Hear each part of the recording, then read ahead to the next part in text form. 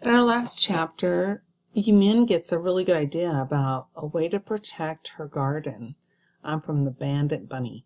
We have a garden too, as you know, and we have kids that are messing with it, and I want you to think about, wow, what could we do to make our garden a better place so that we have more food to harvest for other people that need it. Now we're going to start chapter 4, A Talk with Grandfather. Yimin walked home from school that day thinking about the wall she and Chin could build.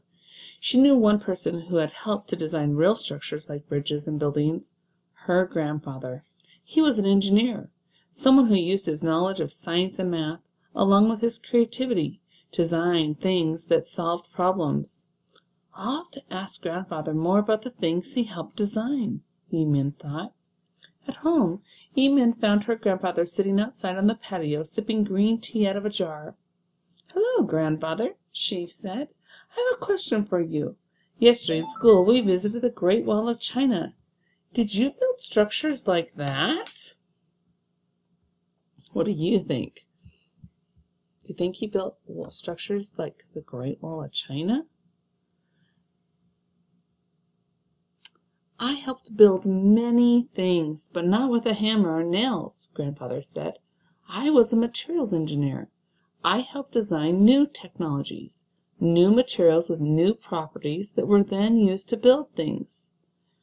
Do you remember when I showed you the bridge over the Yangtze River that I worked on? But that bridge didn't look like it was made of any fancy new technology," Yimin said. She imagined an electronic bridge with a road that moved cars along and a clear bridge made of futuristic crystals. Grandfather interrupted Yimin's thoughts.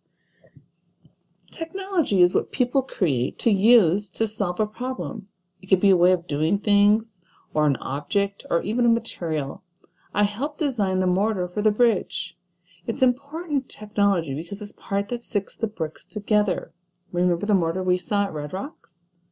Before I began to work on the bridge, the mortar had started to crumble. I helped to create a new mortar that was strong and would last a long time." "Wow, you must know a lot about different materials," said Yimin. "I do," Grandfather said. "If you want to take some time to look at the walls and structures around you, you can learn about materials as well. What was that your question? What kind of work I did?" Not really," Yimin admitted. "I need your help. We have a garden at school and we want to take good care of it so we can harvest our vegetables. But there's a Tuesday that keeps coming in and eating our plants. I thought I might build a wall to keep the bunny out, but I don't know where to start." "Maybe you should use your engineering design process," Grandfather said. "That's how most engineers solve problems. You've already started the process by, just like the scientific one, by asking questions. You'll need to imagine lots of solutions, make a plan, create it, and then improve it to make it better." "Oh, yeah," Yimin said. "I remember you telling about the engineering design process." Let's look at it right here.